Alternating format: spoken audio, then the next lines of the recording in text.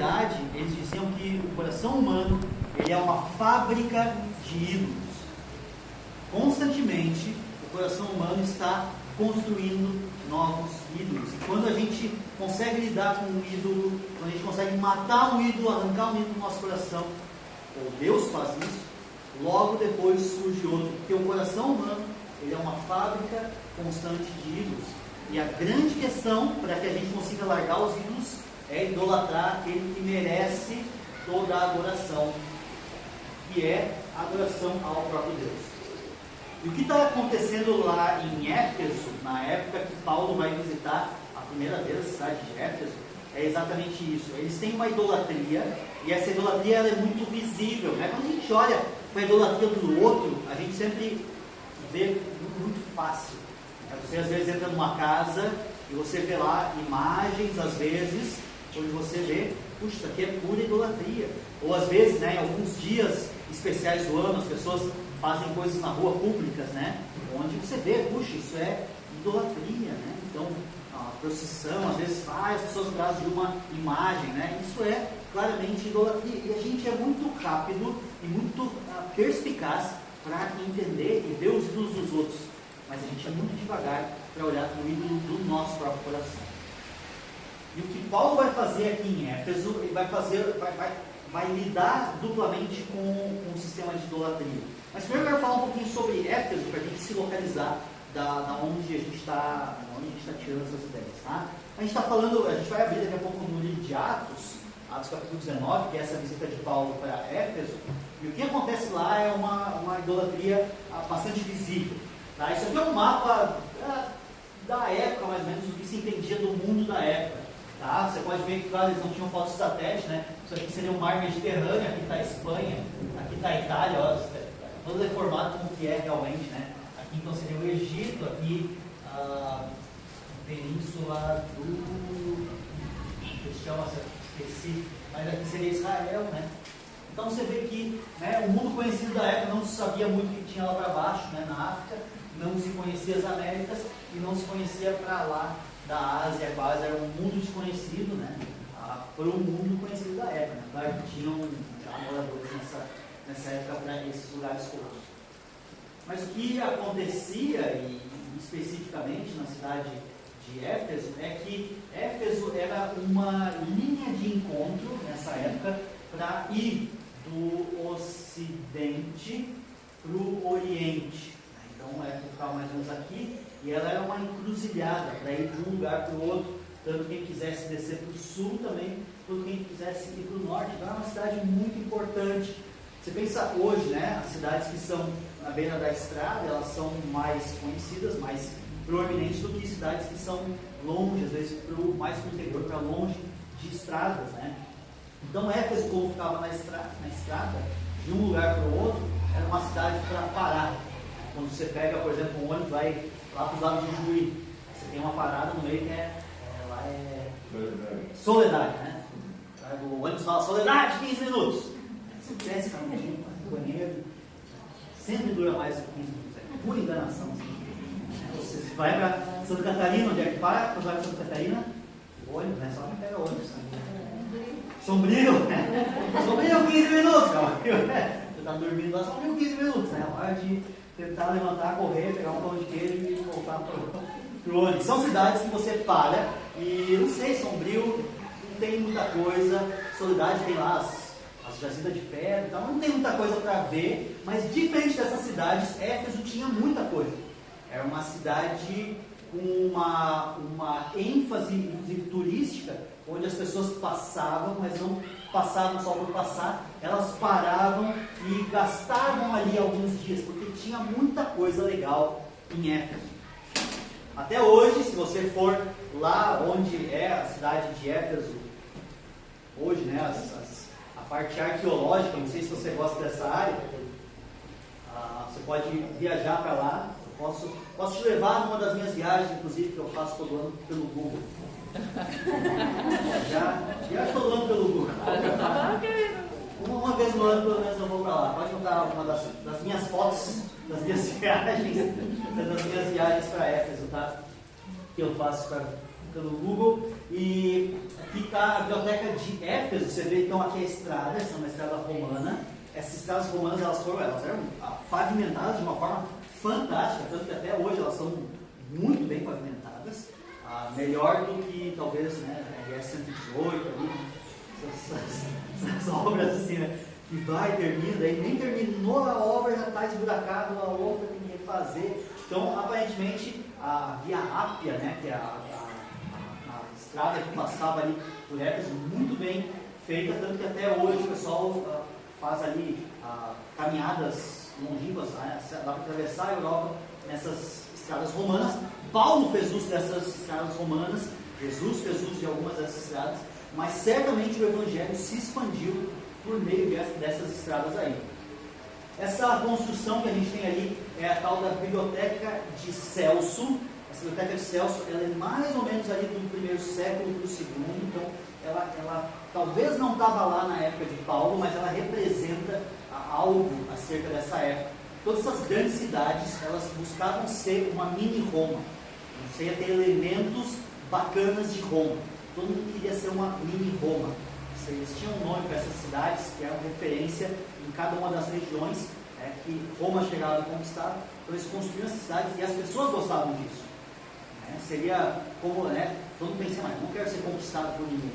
Mas seria como se os americanos vêm e nos conquistam e constroem shopping center, McDonald's, e tudo que eles têm lá, eles constroem aqui, a gente vai dizer, que máximo, né? E todo mundo queria ser conquistado, então, por Roma, para ter, então, essas grandes obras, e essa biblioteca, então, é uma referência nesse aspecto. Pode botar a próxima foto.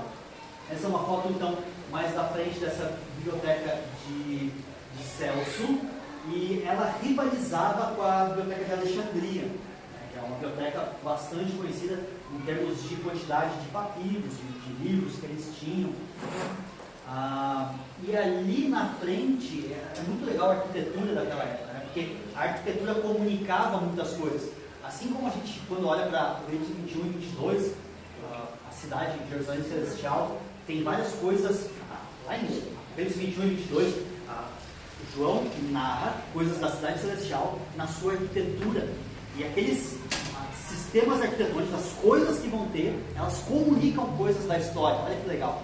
Isso é uma exposição animal. Apocalipse 21 e 22. Um dia você puder escutar uma exposição disso, é muito legal, porque a arquitetura comunica aspectos do cristianismo de hoje.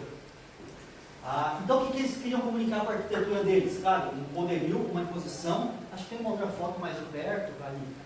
Essas 4 estátuas, então, eram as 4 áreas da virtude que os gregos entendiam como sendo as grandes áreas da virtude. A gente sabe que Roma conquistou a Grécia, mas a sabedoria grega ela era tão forte que ela permaneceu. Os romanos falaram, nossa, sabedoria é uma porcaria, vamos falar com a sabedoria dos gregos que é bem melhor.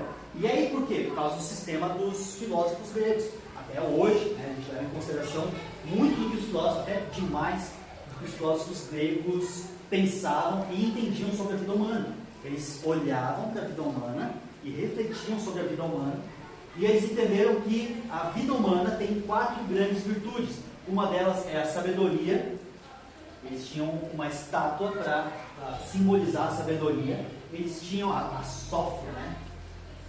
A sabedoria grega. A segunda virtude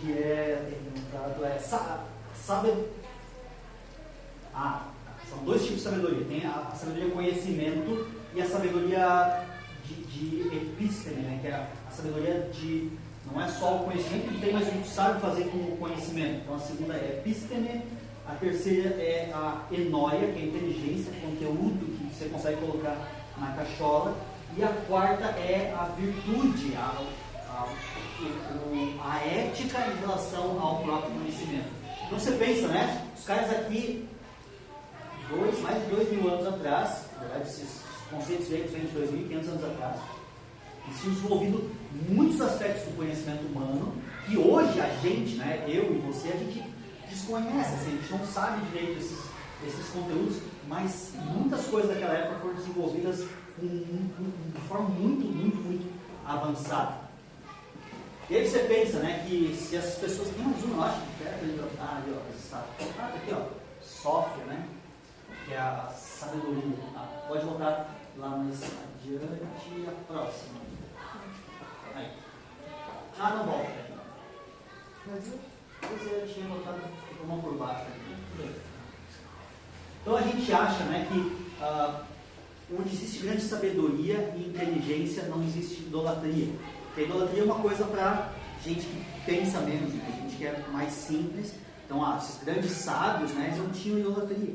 Mas, como a gente vai ver no texto, existia um grande sistema de idolatria lá, que era em torno da Diana, a Diana dos Efésios, ou Ártemis, dependendo a versão. Se for no latim é Ártemis, e se for a Diana é no grego.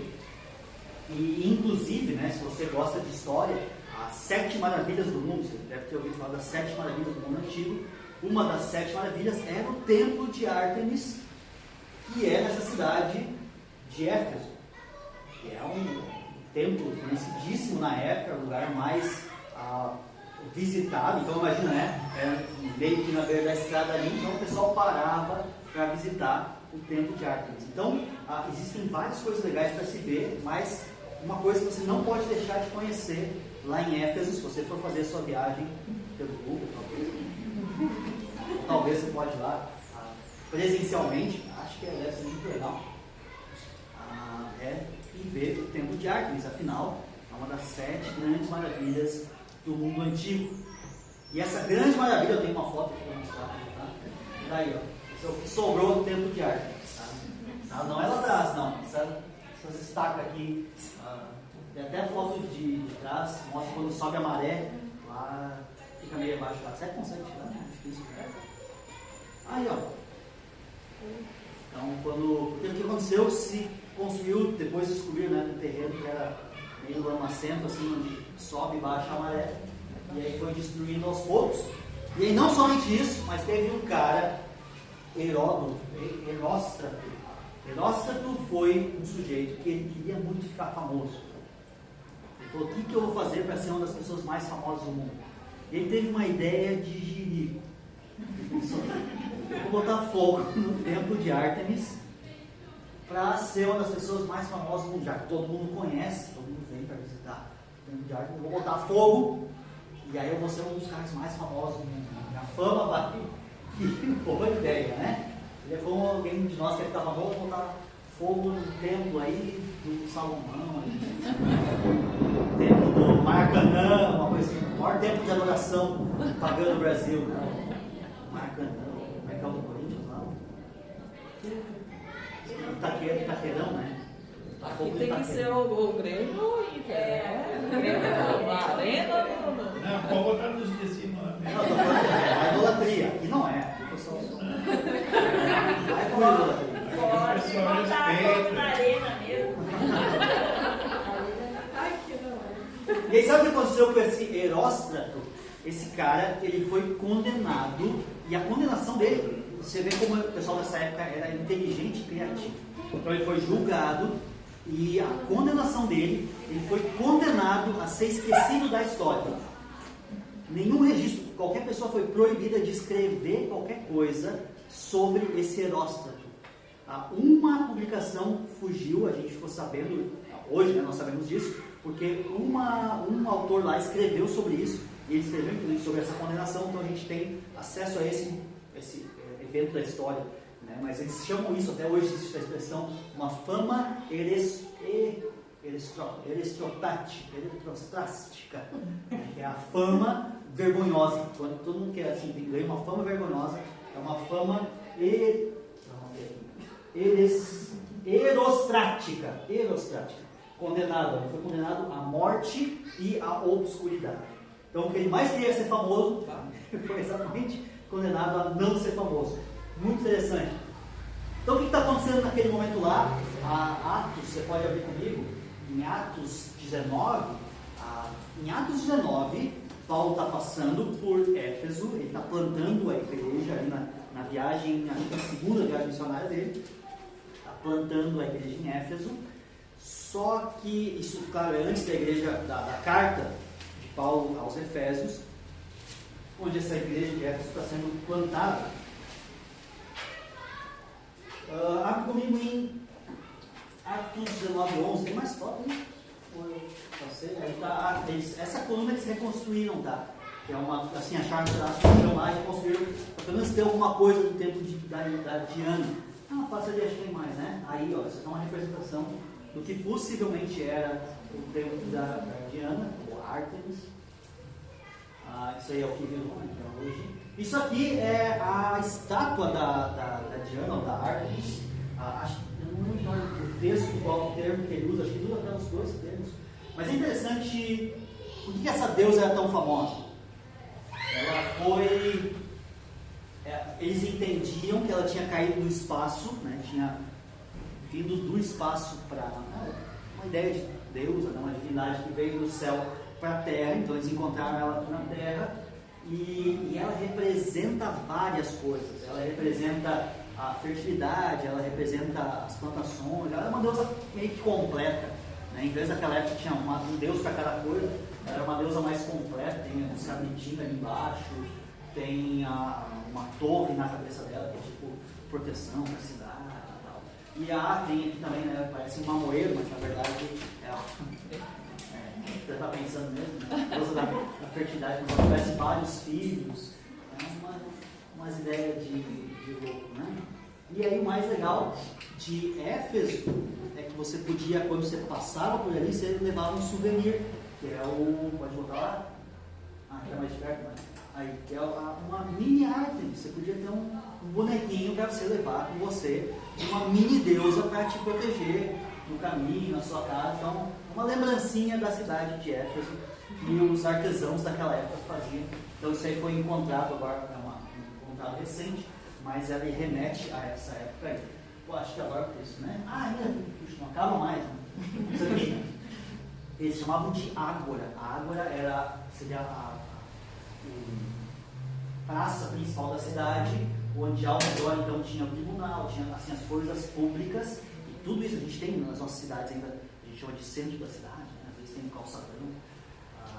Então até hoje esse sistema, né, isso vem dos gregos, porque daí tudo funcionava ao redor, as pessoas moravam para lá e para cá, e aqui, então você pensa aqui, pensa essa cidade, não pensa em uma coisa branca assim, pensa em uma cidade movimentada, com gente para lá e para cá, comércio acontecendo, barraquinha ali das pessoas vendendo coisinha ali, e sei lá, vendendo churros e tal. Né? Era assim na época, né? Era uma cidade viva. Tá? Então você imagina como uma cidade viva, onde a coisa está de fato acontecendo. Próxima foto, acho que agora está bom. Não acabou ainda. Essa aqui é mais uma foto da estrada que passa aí também. Quando ela passa dentro da cidade, ela é mais bem feitinha ainda. E nossa, aí, Atos 19:11. Então você pode acompanhar comigo aqui, mas você pode também, eu sugiro que você acompanhe também na sua Bíblia. Diz assim: Deus fazia milagres extraordinários por meio de Paulo. A gente sabe que esses poderes miraculosos, eles pertencem a certos momentos da história bíblica, tá? Não é que nos tempos bíblicos sempre aconteceu milagre, não, né? Existiu ali milagres basicamente no tempo dos profetas, e só de alguns dos profetas. Existiram milagres na época de Cristo, junto com os apóstolos, e meio que acaba aí. Então assim, não é durante todo o tempo bíblico que acontecem milagres, mas esse era um dos períodos que estavam acontecendo milagres e feitos extraordinários, poderes miraculosos, que eram feitos não ao gosto do apóstolo, não era tipo, quando ele queria fazer um milagre lá, ele ia lá e fazia, mas o que acontecia, a gente tem que entender a boa teologia aqui, é que onde os apóstolos chegavam para iniciar um novo trabalho, Deus dava o poder deles operarem milagres, para que as pessoas daquela localidade aceitassem como o poder divino a palavra que eles estavam pregando.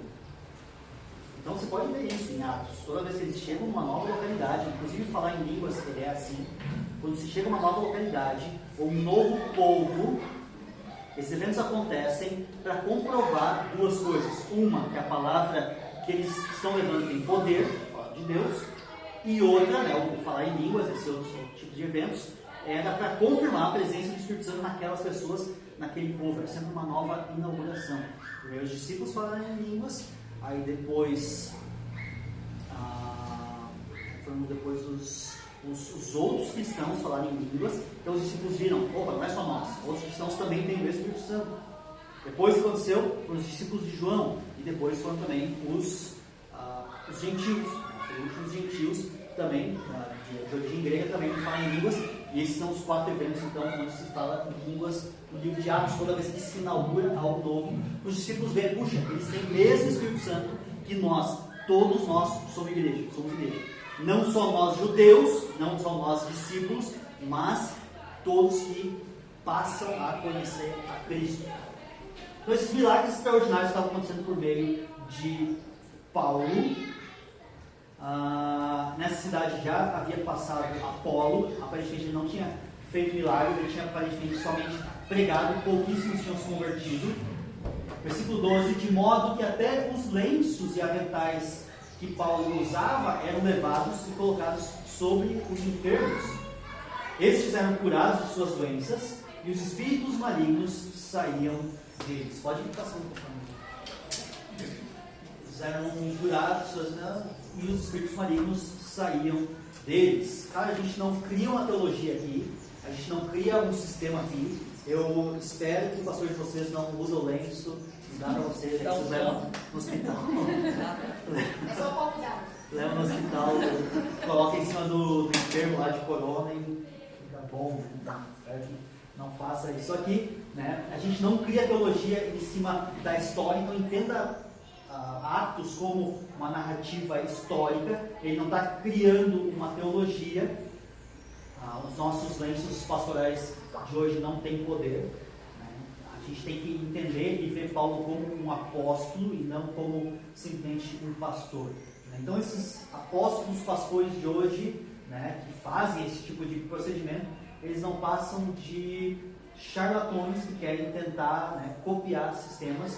Eles pinçam coisinhas da Bíblia e tentam trazer para o dia de hoje deles, tentando colocar, né, o seu apostolado aí em evidência, né? Claro que não funciona, né? Senão poderiam fechar o SUS, né? Tem uma coisa para desafogar o SUS, então, né? Junta todos esses pastores aí, esses supostos pastores, né? Vamos desafogar o SUS, né? Não funciona. Versículo 13. Alguns judeus que andavam, está bem sincronizado agora, né?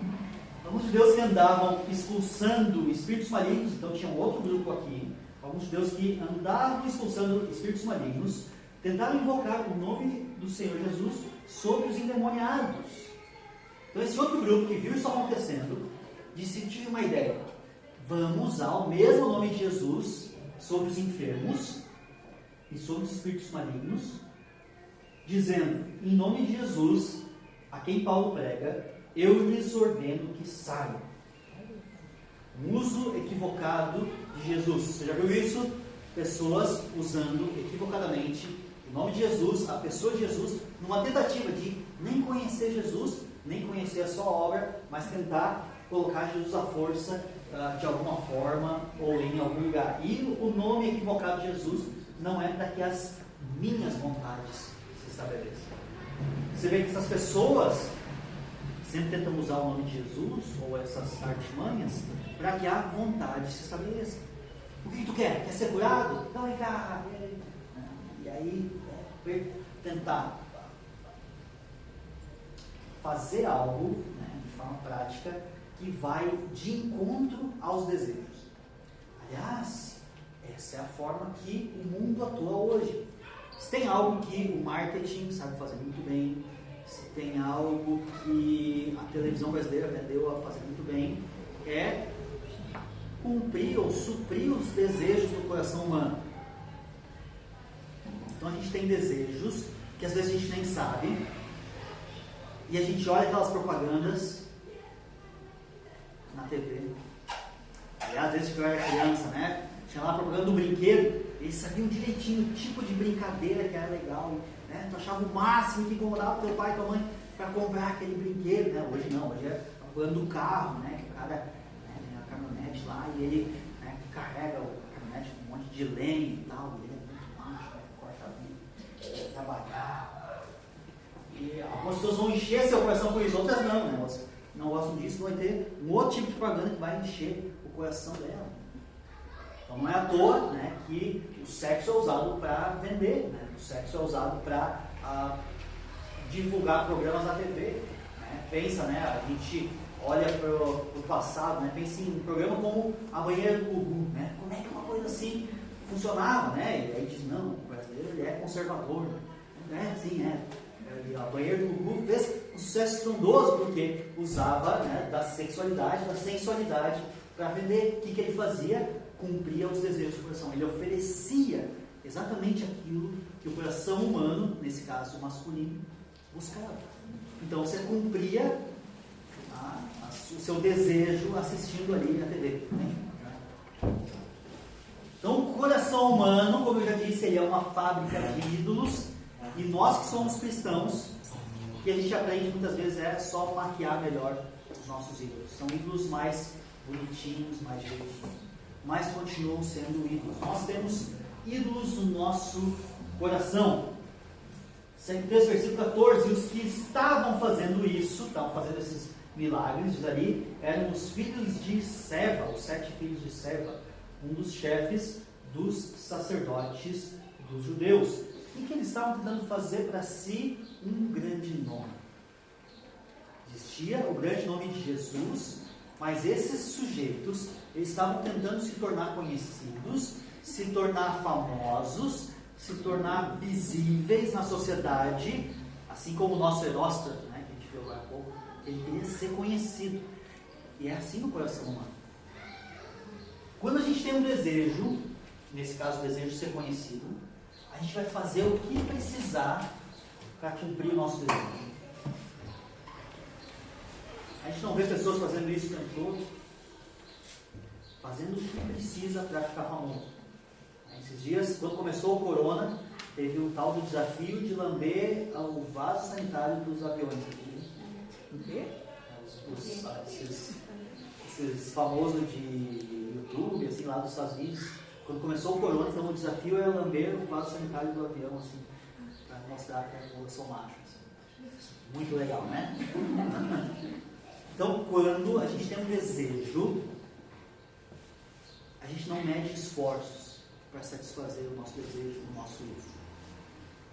E para nós, né, lamber o vaso sanitário é uma coisa bem fora. Mas a gente faz coisas bem loucas também para tentar alimentar os nossos ídolos e não deixar muitas vezes ninguém mexer e para cumprir aquilo que os nossos ídolos desejam. E aqui os 7 filhos de Seva, né, que falam, o que eles estavam tentando fazer?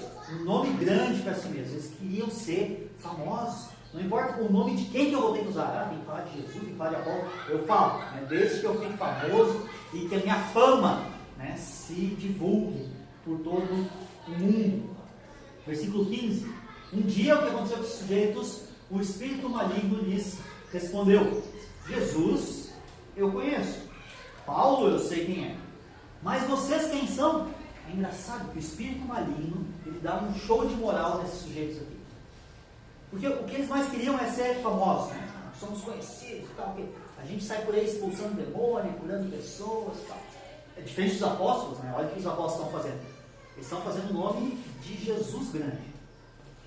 Paulo deixa isso muito claro várias vezes. Tanto é que quando ele começa a ficar famoso, ele cai fora. Ele faz isso várias vezes. Os 7 filhos de Seva estavam fazendo aqui, eles queriam ser famosos. E aí vem o próprio demônio e diz: eu conheço Jesus, conheço Paulo e tal, mas cara, eu não sei quem são vocês aí. Cai fora.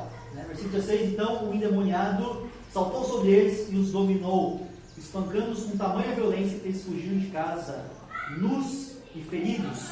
Né? Saíram feridos fisicamente e emocionalmente. Né? Saíram devastados por aqui. Foi uma lição ali que eles aprenderam. E a gente sabe, né? Quando a gente olha teologicamente para o bem e o mal, né? A gente não vê como um conflito semelhante, onde o bem e o mal se equilibram. E o bem, né, Jesus ele é um pouquinho mais forte, então no fim ele vai vencer sobre o mal, né, sobre Satanás. Deus e Satanás.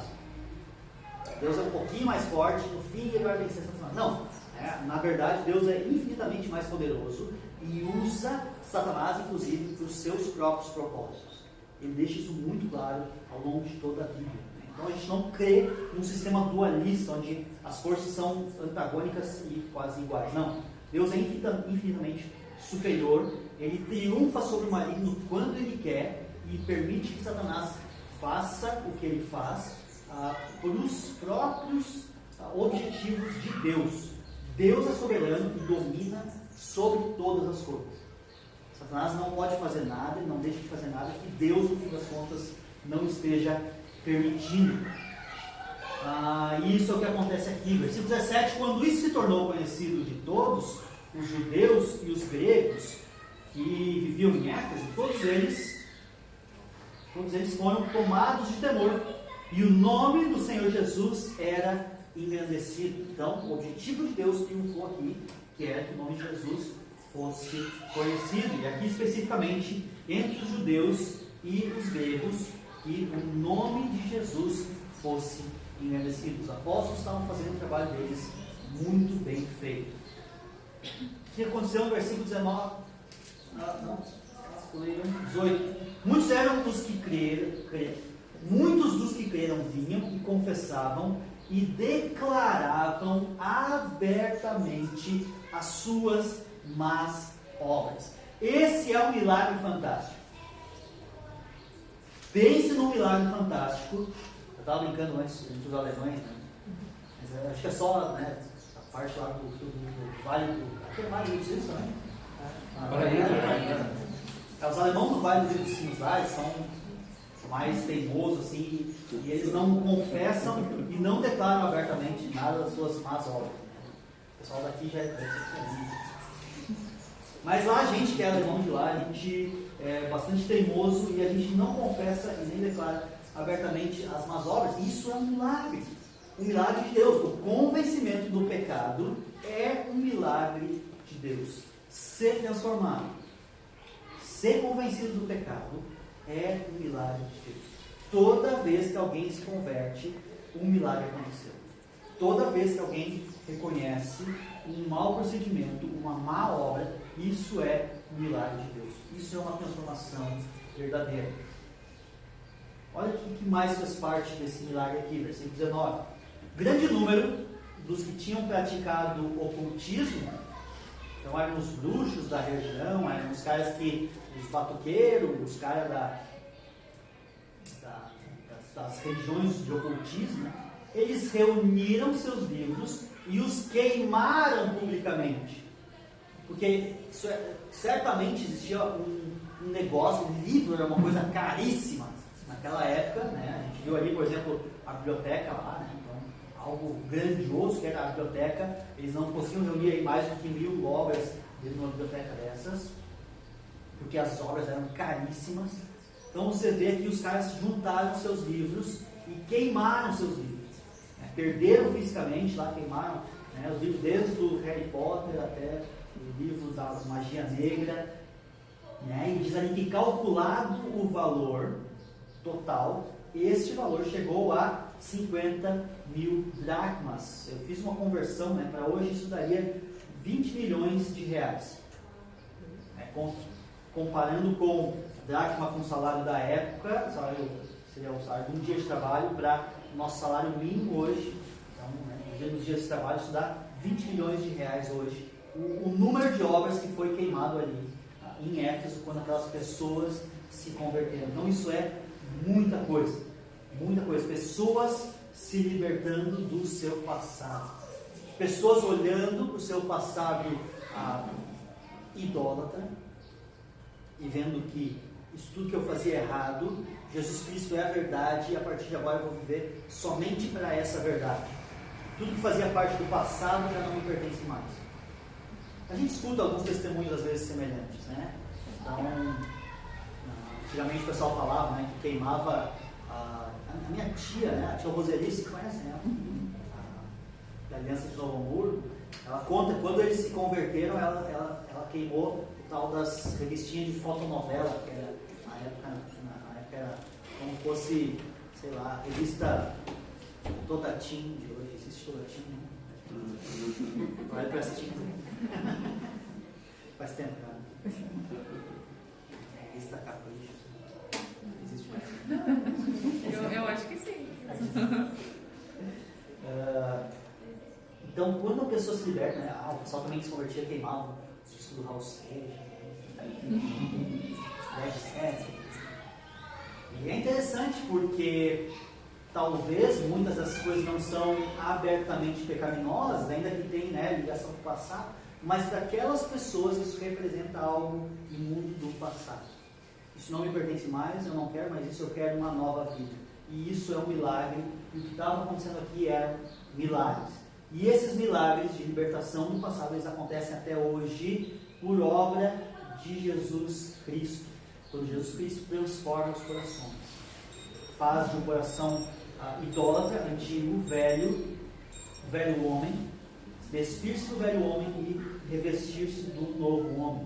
O que acontecia no versículo 20? Dessa maneira, a palavra do Senhor muito se difundia e se fortalecia. A palavra do Senhor estava se espalhando por toda a região. Depois dessas coisas, Paulo decidiu no Espírito, ir a Jerusalém, passando pela Macedônia e pela Acaia. Ele dizia, depois de haver estado ali, é necessário também que eu vá visitar Roma. Então Paulo traça aqui seu próximo caminho, para onde que ele vai ir. Ele decidiu isso junto de Deus. Então ele enviou a Macedônia 2 dos seus auxiliares. A Macedônia é mais ou menos o estado aonde está Éfeso aqui, né? Seus auxiliares. Ele envia auxiliares para ficar naquela cidade, Timóteo e Erasto. A gente conhece bem mais Timóteo porque tem 2 cartas que a gente conhece para Timóteo, né? Esse Erasto ele não é tão conhecido, mas ele é um seguidor aqui de Paulo. E ele ficou então e permaneceu mais um pouco na província da Ásia. O que aconteceu agora então, né? Agora a história vai começar. Então, passado já não. A gente mais animado aí. Versículo 23. A história. Aí. Naquele tempo houve então um grande tumulto com os do caminho. Com a causa dos do caminho. Por causa do caminho. O caminho era o grupo de cristãos, não tinha ainda o nome igreja bíblica, ou igreja ou os cristãos, bíblica de... ou não tinha como cristão. Mas os cristãos ainda não tinham se difundido também, né? Já tinha sido usado, já tinha aparecido, mas eles não eram conhecidos como esse grupo. O grupo que chamava era os do caminho. Então aqui por causa do caminho. E agora sim, né, o ponto alto, inclusive do livro de Atos, ele acontece aqui. Um ourives, chamado Demétrio, que é um ourives, é um cara que mexe com ouro, né, e com outros metais ali, chamado Demétrio, que fazia, o que ele fazia? Miniaturas de prata do templo de Ártemis, e que dava muito lucro aos artífices. Lembra que a gente viu antes? Né, o templo lá, lembra? As pessoas passam pela estrada, param nas barquinhas, vamos ver então. Né? Ele fazia esse Demétrio, ele fazia miniaturas no templo. Olha que legal isso aqui. Né? Hoje a gente compra aqui miniatura do estádio do Grêmio, outros templos de idolatria, né? Os templos de idolatria daquela época também tinha para comprar, então as miniaturas. E diz ali que isso dava muito lucro aos artífices. A cidade, você vê, girava em torno desse templo, né? Seria tipo como a cidade de Aparecida lá em São Paulo, né? Que tem em Aparecida, né? Tem lá o templo da Aparecida, tem procissões todo ano, gente do mundo inteiro vai para lá. Por que isso acontece lá em Aparecida? Você já leu a história, né? Tem lá uns pescadores e tal, eles estão pescando e eles pescam uma estátua da Aparecida. Está desaparecido. Por isso que é Aparecida. Apareceu. E aí essa Aparecida, então, eles colocam num lugar lá e eles dizem, onde a Aparecida quiser fazer um templo, acho que é algum padre que vem da cidade. Onde a Aparecida quiser fazer um templo, ela vai mostrar para nós. E daí amanheceu ela lá em cima do morro. A Aparecida apareceu lá em cima do morro. Então a Aparecida tinha poderes miraculosos aqui. Depois o pessoal até suspeita-se que o padre que levou e deixou lá, para incentivar a galera do local lá, para ter um templo de peregrinação, onde até hoje dá muito lucro aos artífices, né, daquela região. Pensa tudo que se vende de miniaturas e tal, né? Então dava muito lucro aos artífices, né? Semelhante a, nós estamos falando da Ártemis, né? Como é que ela apareceu também? Ela também é aparecida, né? Ela caiu do céu, a gente falou antes.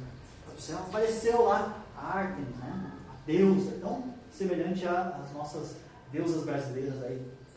Essas bugigangas religiosas aí que você compra. Tem fitinha daí da Aparecida, tem tudo. Chapéu da Aparecida. O que aconteceu então? Essa Ártemis tinha essas miniaturas dela e do templo, dava muito lucro aos artífices. 25, reuniu-se juntamente com os trabalhadores dessa profissão e disse, né, temos aqui um sindicato agora, né, dos artífices, fabricantes de miniaturas de templos e de mini deusas. E ele, o sindicalista, então, nessa reunião do sindicato, ele fala: senhores, vocês sabem que temos uma boa fonte de lucro nessa atividade. Quem estava se lixando para a religião, para Deus? Ninguém. O que ele estava vendo? Temos uma grande fonte de lucro nessa atividade. 26. E vendo que estão vendo e ouvindo como esse indivíduo, Paulo, está convencendo e desviando grande número de pessoas aqui em Éfeso, em toda a província da Ásia. Nossos seguidores, que compram as nossas bugigangas religiosas, Paulo está convertendo esses sujeitos, está convertendo para Jesus, e Jesus não tem coisinha para vender. Vai fazer o quê? Miniatura de cruz? Quem que vai comprar uma miniatura de cruz? Na época ele não tinha inventado a miniatura de cruz, hoje já tem. Se ele tiver, que ideia para tirar desse cara. Mas na época eles só pensavam na tal da Diana, né? É o que eu sei fazer miniatura do templo de Diana. E está conhecendo, dizendo grande parte das pessoas aqui em Éfeso, e em quase toda a região da Ásia. Diz ele, Paulo, que deuses feitos por mãos humanas não são deuses. Né? Os deuses, as deusazinhas que a gente faz, não são deuses. Eu imagino, né, o sindicato, a galera falando, como é que ele está dizendo isso, né?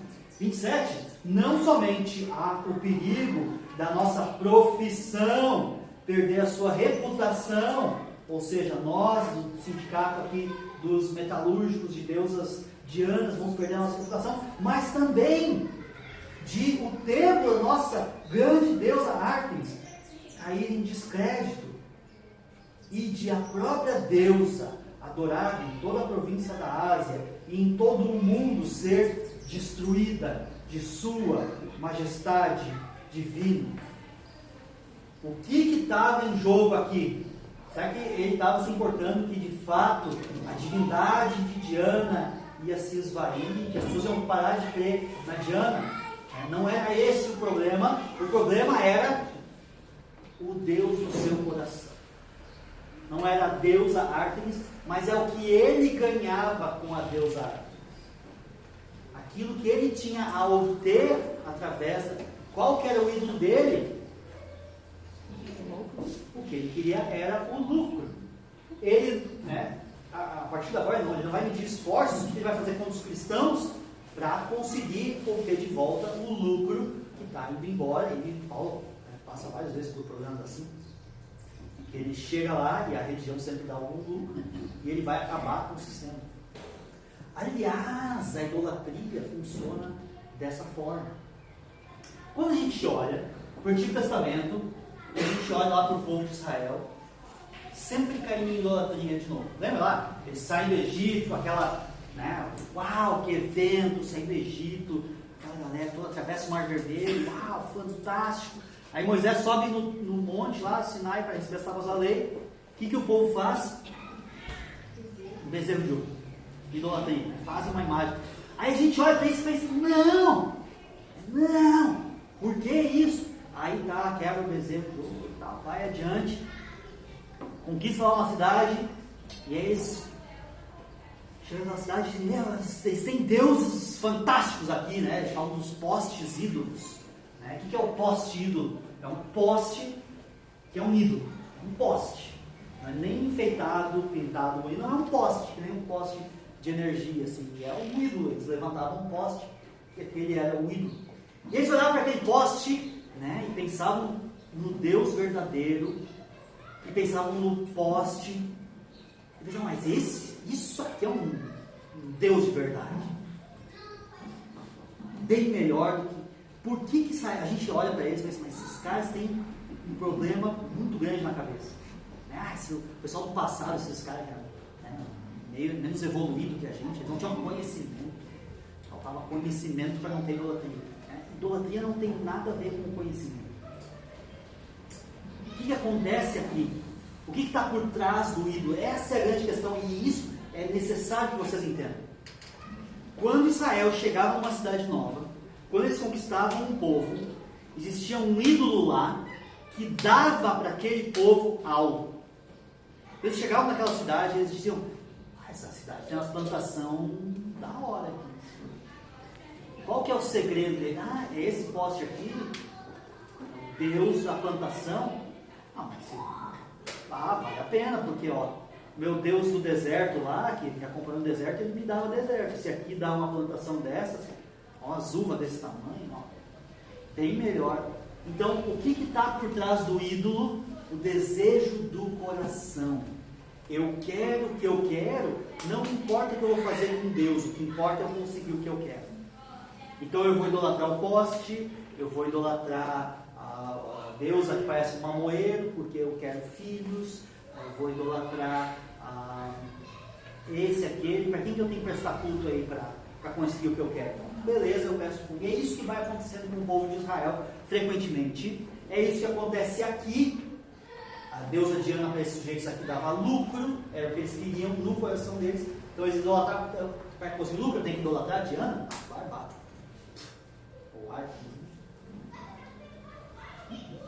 E a grande questão na nossa vida é o que a gente está disposto a idolatrar para conseguir o que a gente quer. Às vezes pode ser um emprego que a gente idolatra para conseguir aquilo que a gente quer.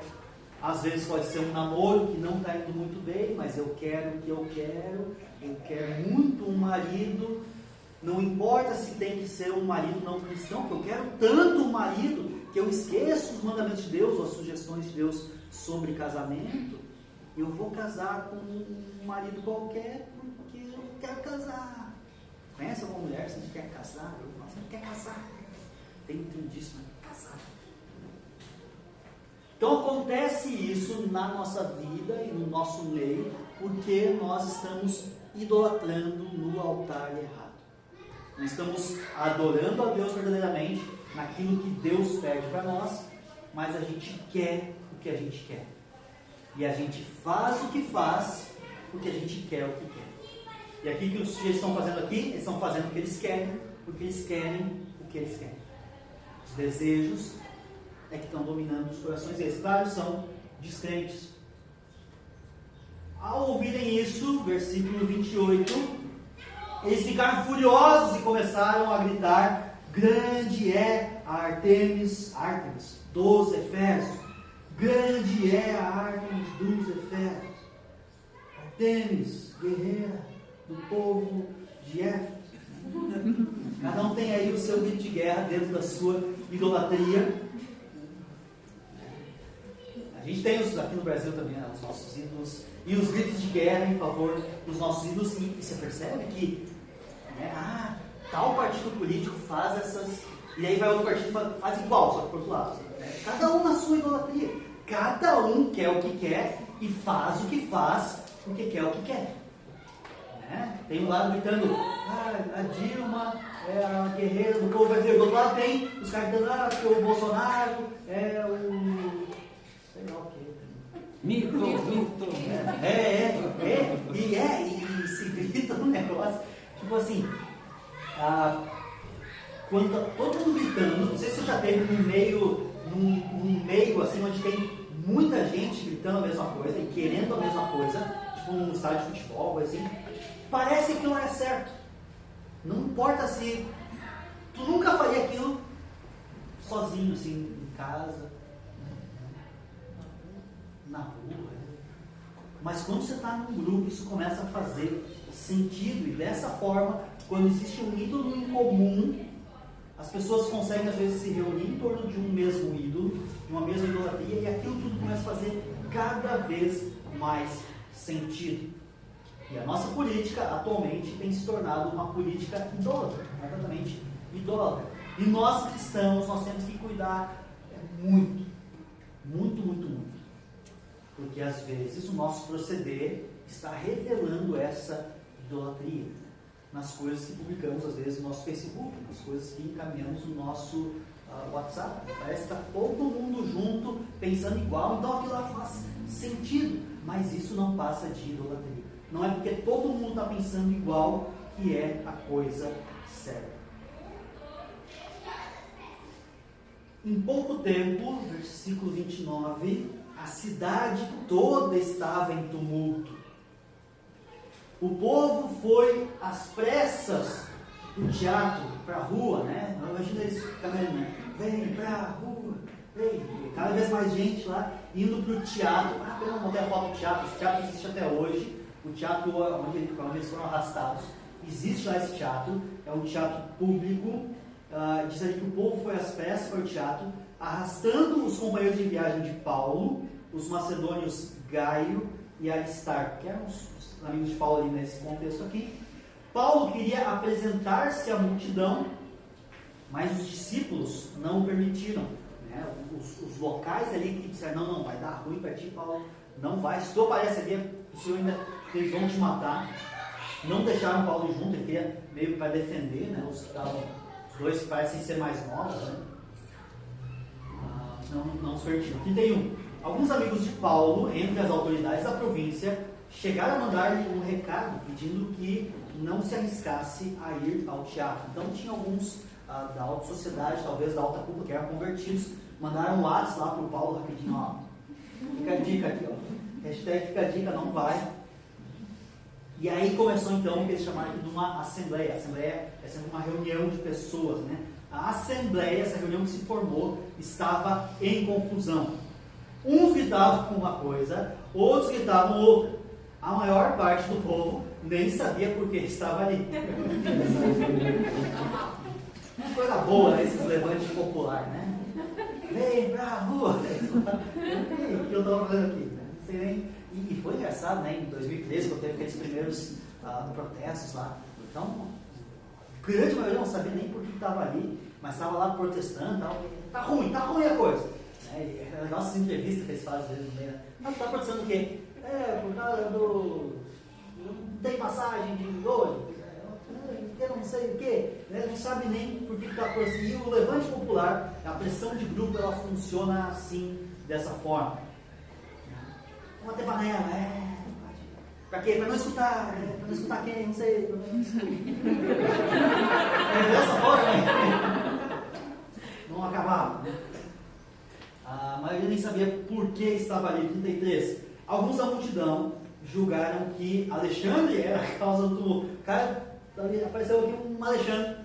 Ninguém sabe quem que é. Inclusive esse Alexandre, ele é citado em 1 Timóteo, né, como sendo um dos hereges que ia ser chutado da igreja. O cara é um mau. Alguns vão julgar que era o Alexandre o motivo do tumulto quando os judeus se empurraram para frente. Quem que vai para lá? Vai tu! O Alexandre vai para esse cara aí, pega ele! Né? Ninguém sabia o que estava acontecendo. Ele fez sinal pedindo silêncio com a intenção de fazer a sua defesa diante do povo. Quando ele foi atacado, ele falou, vou fazer uma defesa. Ó, pera aí, galera. É interessante esse teatro, ele é eu acho que ele cabe, se não me engano, 12 mil pessoas. Um teatro é uma encosta de um morro, que é assim, e aí tem arquibancada. E o pessoal fala que tu consegue, se tu derrubar um prego ali no chão desse teatro, tu escuta, de forma que a acústica, como é construído esses teatros, aí é um negócio muito bem feito.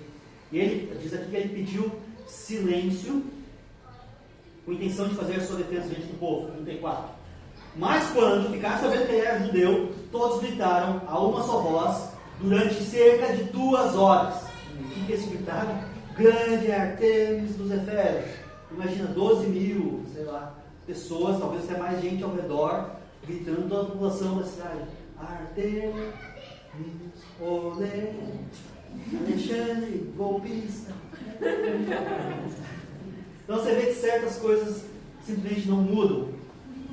Versículo 35. O escrivão da cidade acalmou a multidão, lembra? Depois de 2 horas, o pessoal estava gritando lá. O escrivão da cidade acalmou a multidão e disse: Efésios, quem não sabe que a cidade de Éfeso é a guardiã do templo da grande Ártemis e da sua imagem que caiu do céu? O meteoro da Ártemis que caiu do céu. Então esse escrivão aqui é o cara, é o safo da cidade. Esse sabia o que ele estava fazendo. Percebe que ele começa falando o que as pessoas queriam ouvir. Eu tenho aqui um fato inegável. A nossa deusa é demais. A nossa Ártemis aqui caiu do céu, é um fenômeno. Quem aqui não sabe que ela é a deusa? Então ele disse o que as pessoas queriam ouvir. Ele disse coisas de acordo com a idolatria do coração daqueles sujeitos. O que as pessoas fizeram? Elas adoraram. Porque a gente adora ouvir coisas boas sobre os nossos filhos. Você quer ver uma coisa? Quem tem filhos pequenos aqui? Seus filhos são demais. Seus filhos são lindos, cara. Seus filhos, nossa, que criança comporta. A gente adora ouvir essas coisas, né? Porque nossos filhos um lugar muito especial no nosso coração. O resto do pessoal está ouvindo isso. Ela não conhece. Eu sei como é que é isso, eu sei. Quando esse escrivão aqui ele fala de acordo com o que as pessoas querem ouvir. E as pessoas dão ouvido. E isso é muito interessante. Porque isso acontece em todos os contextos.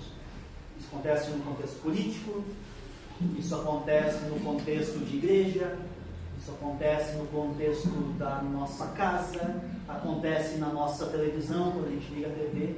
A gente escuta coisas que a gente quer ouvir e a gente para escutar aquilo que acalenta o nosso coração, principalmente por causa da nossa idolatria. Então, cuidado com o que você gosta de ouvir, porque isso pode estar, às vezes, ligado também à sua idolatria. Versículo 36. Portanto, visto que esses são fatos inegáveis, que ela é a melhor deusa de todo o mundo, acalmem-se e não façam nada precipitadamente. Os fatos inegáveis é que ela é demais, então vamos se acalmar aqui. Vocês trouxeram, 37, esses homens aqui, embora eles não tenham roubado templos, nem blasfemado contra a nossa deusa. O que será que esse cara está tentando fazer? Politicão, né? Esse cara que era o belo político do negócio, fazia aqui uma postura política, porque o que ele queria no fim das contas era agradar Roma. O que acontecia nessa época? Existia um negócio chamado Pax Romana. Quando os romanos vinham, conquistavam uma cidade e uma região, eles, como eu disse, eles construíam ali uma mini Roma com várias coisas legais.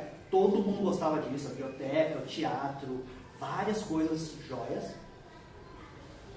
Só que essas pessoas, elas podiam perder essa alcunha, essa imagem de cidade romana. Eles podiam perder isso quando?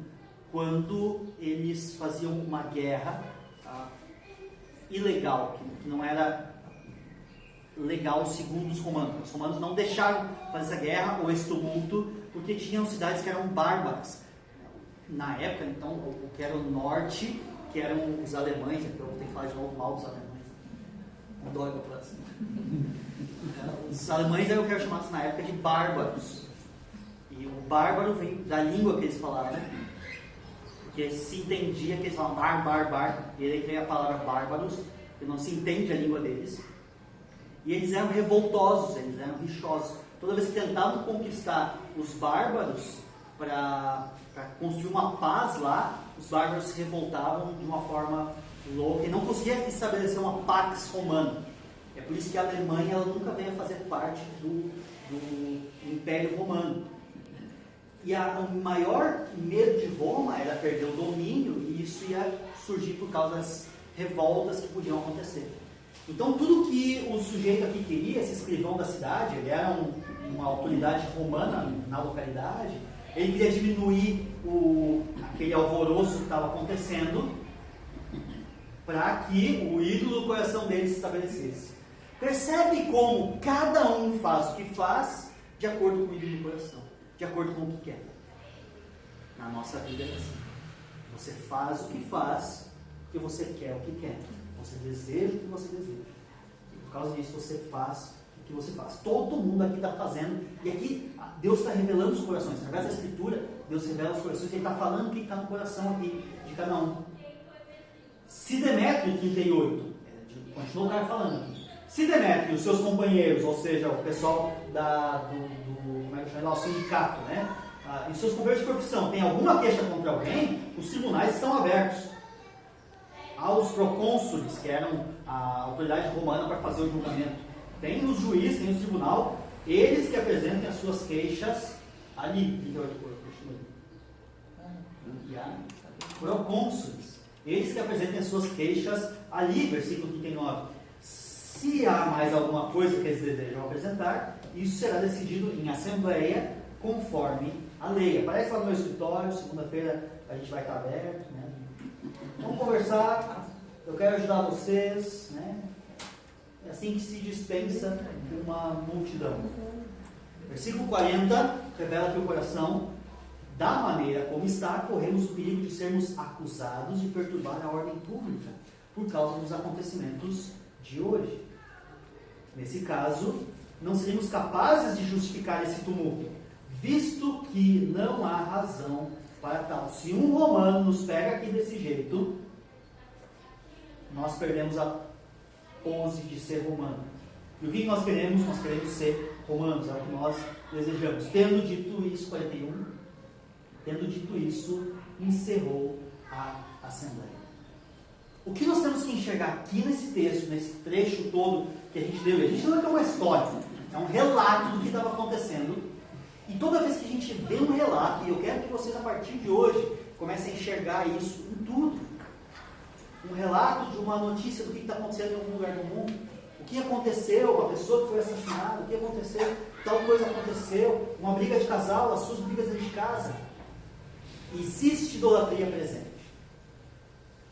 Nós vimos aqui várias idolatrias presentes. E é interessante que o que menos estava presente é a idolatria da Ártemis mesmo, né? da deusa, da divindade grandiosa. Ninguém está nem aí para a divindade mesmo. É as coisas que eu consigo obter dessa deusa. É isso que me importa. E é isso que importava para todos os sujeitos, todos os caras aqui da história. Só se lixavam para o que a Ártemis pode me dar. Ela caiu do céu, virou um meteoro, tanto faz. E se a gente não enxergar a idolatria aqui, a gente perdeu todo o ponto do texto. E como eu disse, é fácil a gente enxergar o ídolo dos outros. É fácil a gente entrar na casa de alguém e ver lá o elefantezinho branco virado de traseira para a porta, já viu isso? Tem isso aí por aqui, né?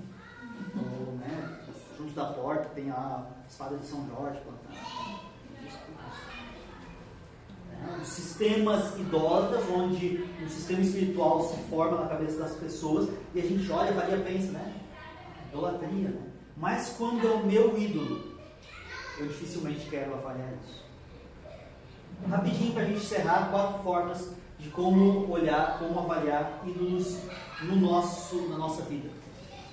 Primeiro ali, um ídolo é qualquer coisa que nos promete segurança e alegria longe de Deus. Pode ser um vício, pode ser um namoro, pode ser um casamento, nos promete alegria e segurança, esquecendo de Deus. Pode ser uma casa na praia, me promete alegria. Pode ser um filho, me dá alegria. Mas quando se perde essa coisa, e faça essa avaliação, quando se perde isso, é uma tragédia completa. A vida perde totalmente o sentido. Talvez você, mãe, você, pai, assim como eu, você pense, se você perde seus filhos, claro, é algo terrível, mas a sua vida vai perder o total sentido e você não tem mais motivo para viver, é porque isso era um ídolo na sua vida. quem deveria ser a fonte de vida, a fonte de alegria e a fonte de segurança? O próprio Jesus Cristo. Uma segurança e uma alegria. Né? Um plano de saúde. Né? Como isso me dá segurança, né? O dinheiro que eu tenho que pode me dar essa segurança. E o simples medo de perder isso, e é aí que os grandes medos se tornam, a gente vai chamar de doenças hoje, né? O cara tem uma doença, porque ele tem medo de perder o emprego. Tinha uma moça que eu aconselhava, e ela era uma pessoa que, eles diagnosticaram lá com alguns transtornos, mas o que na sua essência ela tinha era medo de perder o seu emprego. Então, a simples ideia de que o concurso público dela ia desandar, que a empresa pública ia ser privatizada, levava ela a um extremo de loucura, onde ela tinha que tomar todos os tipos de remédio, porque eu vou perder o meu emprego, eu vou perder a minha segurança. Um ídolo é qualquer coisa que nos promete segurança e alegria longe de Deus. Um emprego nos promete isso, uma poupança gorda nos promete isso. E aonde fica Deus? Esquecido no cantinho. Segundo ponto para a gente avaliar: ídolos manifestam nossos mais profundos sentimentos.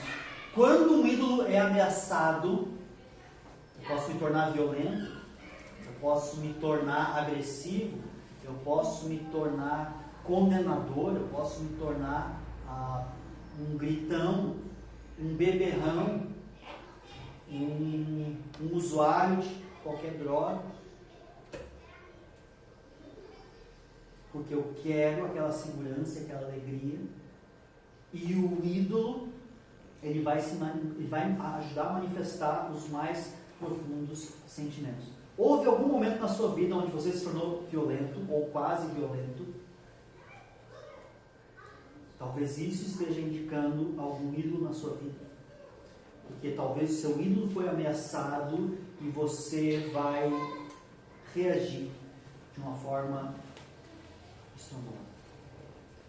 Talvez quando chegou a conta do cartão de crédito, seu ídolo foi ameaçado. R$2.000. 12.000. O que te leva talvez a se tornar violento, ou a ameaçar pessoas, ou tecer duras críticas para alguém, talvez seu cônjuge, né? Aonde Deus talvez está perdendo o controle da sua vida, é talvez porque o seu ídolo foi ameaçado. Terceiro ponto para a gente identificar o nosso ídolo é que um ídolo ele precisa ser protegido. Olha a ironia que está aqui. O Demétrio, o que ele está fazendo? Ele está defendendo a deusa. Da onde que um Deus precisa de defesa? Um Deus verdadeiro ele não precisa ser defendido. Ele não precisa, ele é Deus. Não precisa ser defendido. Ele vai perder a sua glória? Não, Deus não vai perder a sua glória. O medo dele, Deus não vai perder a glória, né? Precisa ser defendido.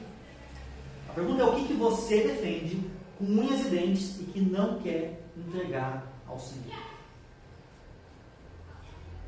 Talvez, como eu já disse, né? Os seus filhos, você pensa: mas se algo acontecer com meus filhos?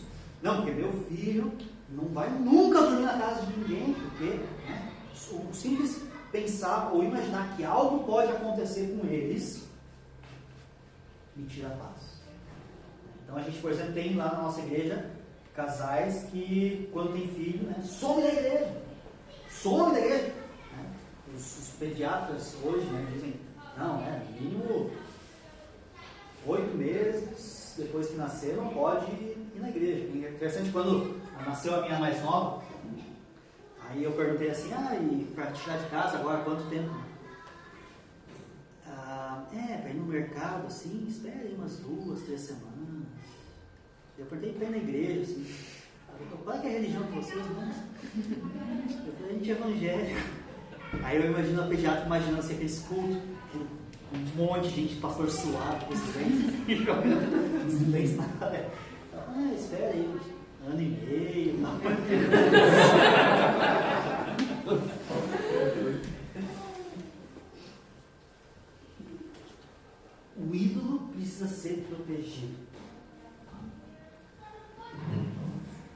Tem um casal que eu estou aconselhando. Ele é gerente de uma grande empresa aí, estatal brasileira. E ele me procurou para aconselhamento por causa de medos e ansiedades. Né? Então, eu percebi que tudo na vida dele gerava medo. Então, ele tinha medo do que ia acontecer com o emprego dele, de novo, estatal vai ser demitido ou não. Medo, ele recebeu uma proposta de mudar de estado por causa dessa estatal. Não sei se é a melhor escolha, ele tem medo das escolhas. E levando a perguntas, entender bem, eu entendi, percebi claramente, ele também percebeu isso, que o maior medo dele é o que vai acontecer com o filho dele. Se ele se mudar para lá, ou se ele perder emprego, ele não está nem aí para ele. É um cara, ele é cristão, super distendido de posses e tal, mas a ideia de que algo possa acontecer com o filho, e ele fala, não, se mudar para São Paulo, e tudo que ele pensa, qual é o futuro do meu filho em São Paulo? Vai ter escolas melhores, talvez, vai ter emprego, talvez melhor. E ele julga tudo na vida dele em torno do filho dele. Porque ele precisa se desprender da idolatria e colocar Deus como sendo o Deus soberano, inclusive sobre a vida do filho dele. O que acontece ou deixa de acontecer com o filho dele, no fim das contas, é responsabilidade de Deus. Afinal, não são somente meus filhos, mas o meu objetivo é administrar esses filhos para a glória de Deus. Para que Deus seja glorificado através dos meus filhos. E, inclusive, tomando remédios por causa disso, remédios que ele não precisaria estar tomando, ele próprio concorda com isso, mas pelo fato de ele não conseguir lidar com esses medos e ansiedades sobre as pressões do trabalho, porque todas essas coisas se resumem ao que vai acontecer com o filho dele. Quarto ponto, os ídolos, eles exigem sacrifícios. Sempre foi assim na história da humanidade. O que o Deus dos índios lá no meio do Amazonas exige? Sacrifícios. Às vezes crianças, às vezes sacrifícios da colheita, sacrifícios de todos os tipos. Né? Tem que pagar festas, tem que pagar coisas. Os deuses exigem sacrifícios. E os seus súditos, eles estão dispostos a sacrificar. Agora, nós, que não adoramos essas divindades, o que a gente está disposto, às vezes, a sacrificar? Às vezes, estamos dispostos a sacrificar a nossa integridade por uma posição do trabalho. Às vezes, a gente está disposto a sacrificar a nossa integridade para um tipo de entretenimento que a gente não devia estar assistindo. E a gente sacrifica a nossa integridade diante de Deus para assistir um tipo de programa que Deus sabe e você sabe que não deveria estar assistindo. Ou talvez você que é jovem num namoro, você está disposto a sacrificar a sua moralidade por causa de um namoro, por causa de um relacionamento, onde o namorado ou a namorada exige que se façam coisas que pertenceriam ao casamento, mas já quer fazer agora no namoro. Você está disposto a sacrificar a sua moralidade por causa de um namoro, por causa de um relacionamento. Ou algumas pessoas hoje em dia também estão dispostas a sacrificar os seus filhos que ainda não têm por conta de conforto, de viver bem. Antes de ter um filho, eu quero viajar o mundo, eu quero construir a minha mansão e tal. Aí ter filhos quando eu tiver uns 70 anos, aposentado. Aí eu vou ter filhos. Então sacrifica uma família que poderia ter em nome do conforto. Sacrifica, às vezes a gente sacrifica a nossa saúde em nome do prazer da comida, talvez. Tão bom comer todo dia no shopping. E a gente está disposto a sacrificar a nossa saúde pelo prazer, pela alegria que talvez uma alimentação não saudável possa te trazer. A gente muitas vezes está disposto a sacrificar um casamento para estar sempre certo. E a gente está sempre disposto a sacrificar algo por causa do nosso grupo. E talvez aqui você já está muito bravo comigo. Eu toquei de leve em algum ponto de idolatria sua. Talvez você está de alguma maneira protegendo o seu ídolo. Talvez você está, não vê a hora de dizer, eu tenho um compromisso, tem que mais daqui embora. Ou talvez eu ainda vou tocar em alguns dos seus ídolos. Mas é interessante quando a gente vê a forma como Deus lida com a idolatria. E ao longo de toda a Bíblia esse assunto se desenvolve. Idolatria, idolatria, idolatria. No Antigo Testamento, sempre idolatria. Chega no Novo Testamento, a gente pensa, agora acabou a idolatria. Não, idolatria, idolatria, idolatria. Acaba Atos, a história toda, e aí os discípulos vão mandar cartas que vão falar sobre idolatria no coração. Isso não para. E nós somos muitas vezes um povo infiel. E o termo que se usa o povo infiel, no Antigo Testamento, ele se prostituía com os ídolos. Porque largava a fidelidade de Deus para se prostituir com os ídolos. E Deus diz constantemente para o povo que Ele vai trazer o povo de volta. Oséias lá é assim, né? Quando Oséias é obrigado a casar, Deus manda ele casar com uma prostituta, porque o povo de Deus sempre se prostitui. Essa prostituta ela foge de casa para se prostituir e Oséias traz ela de volta. E a vida de Oséias, ela ilustra a vida de Deus com o seu povo. Constantemente se prostitui para ser buscado de volta. Quantas vezes o nome de Deus é jogado na lama por causa da nossa idolatria? Vamos orar por isso. Como é que a gente está de horário? Que oração aí? 20 para as 4. 20 para as 4. Estou perdendo o tempo. 13h40. Também conhecido como 13h40.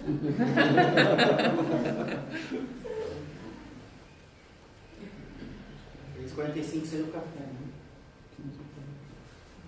Estendi um pouco. Não, tudo bem? Tá bem. Tu vai entrar no céu igual. Hã? Vai entrar no céu igual.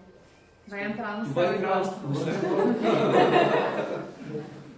Vamos orar por essas questões, vamos entregar diante de Deus. Se tem algo que você quer confessar também diante de Deus, sua idolatria, né? Considera isso diante de Deus. Certamente Deus tem algo a te resgatar em torno da idolatria, talvez tenha gerado no seu coração. Vamos orar. Senhor Deus e Pai, obrigado, Senhor, porque o Senhor nos ensina, nos exorta, nos dá conhecimento acerca da verdade, Senhor, para que nós possamos ser resgatados por Ti, não somente uma vez no momento da nossa salvação, mas constantemente durante o período da nossa vida. Nos perdoa, Senhor, por quantas vezes nós nos afastamos de Ti, por causa simplesmente da idolatria que temos no nosso coração. Transforma, Senhor, o meu coração pecador, o meu coração que é idólatra, o meu coração que constantemente se prostitui com ídolos. Olha para os ídolos e pensa, é isso que eu quero, é isso que eu desejo, eu vou gastar tudo vou gastar minha energia, vou gastar minha juventude para conseguir essas coisas. Nos perdoa, Senhor, se muitas vezes nós fazemos isso. Nos perdoa, Senhor, por nossa atitude, que muitas vezes anda na direção contrária do que o Senhor quer. Que possamos estar, Senhor, colocando os nossos ídolos diante do Teu altar, para serem destruídos, para serem aniquilados pelo Senhor. Nós possamos fazer isso hoje. Nos ajuda, nos auxilia e nos dá sabedoria para isso tudo. É por isso que te oramos, em nome de Jesus. Amém.